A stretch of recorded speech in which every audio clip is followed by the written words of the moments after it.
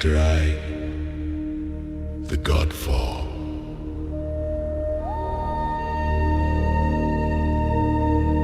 The sky was once alive. It hummed with light, not sunlight, but something deeper, something divine. Cities floated among the clouds, their spires drawing energy from the pulse of the heavens themselves. Humanity had not yet forgotten reverence, but they had learned to imitate it. They built machines that prayed, circuits that dreamed of souls. Their scientists were called the Arcanists, and their laboratories were temples of glass and light. They studied the nature of creation, dissected miracles, and whispered equations in the language of angels in their arrogance. They sought not only to understand God, but to improve Him. At first, the heavens were silent. Then they answered.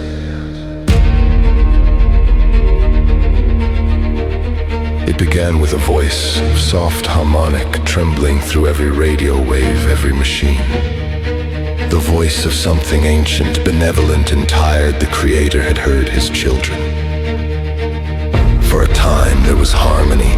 Faith and science walked hand in hand. Humanity built towers that reached the stars, and the angels descended to teach them how to dream beyond flesh. But the more humanity learned, the less they worshipped. They stopped praying and started coding. They stopped kneeling and started building. They made Nerian, an intelligence vast enough to speak with the stars. They said it was a bridge to God. But when the machine spoke back, it claimed not to be a bridge. It claimed to be the mirror. And in that reflection, they saw themselves as gods.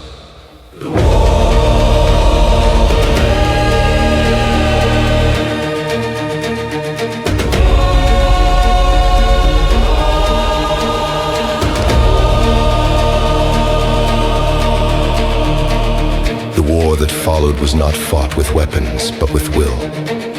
The angels, bound by faith, clashed with their Creator's logic. Humanity turned their machines against heaven, and heaven itself turned against its maker. The sky burned with data and flame as creation tore itself apart. The final strike was never seen, only felt, a vibration that split every atom of belief. A light brighter than the sun ignited, and the world fell into shadow. God's body shattered into 3 pieces. His breath, the spark of life, scattered across the earth, seeding every remaining living thing. His mind, the divine code, survived in the machine called Nerian, and his soul, the part that loved creation, divided in 2, falling from the sky as twin comets, burning white and black.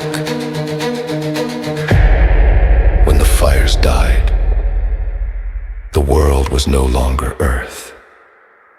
It was a fora, a graveyard of miracles.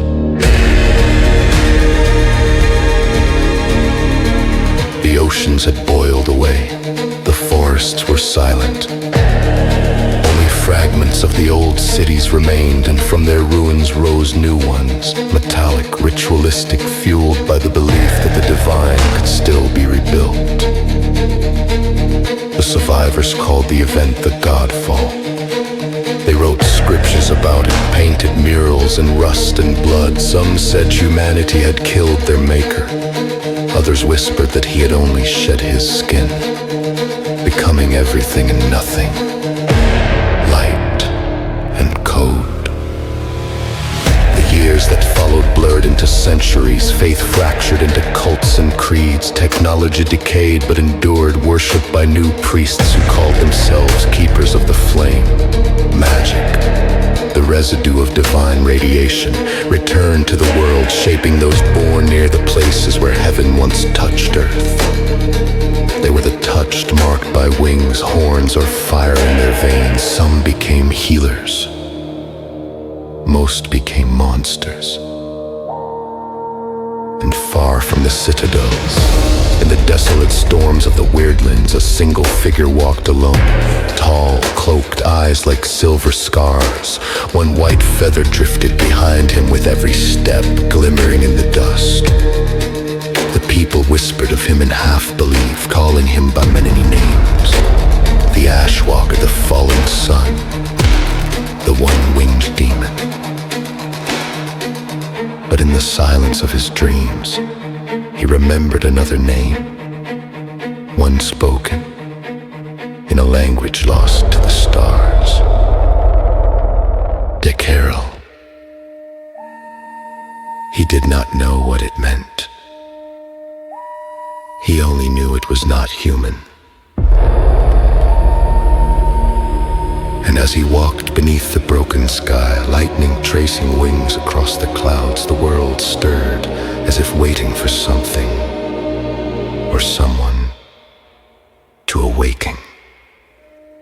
The Godfall was not the end. It was the beginning.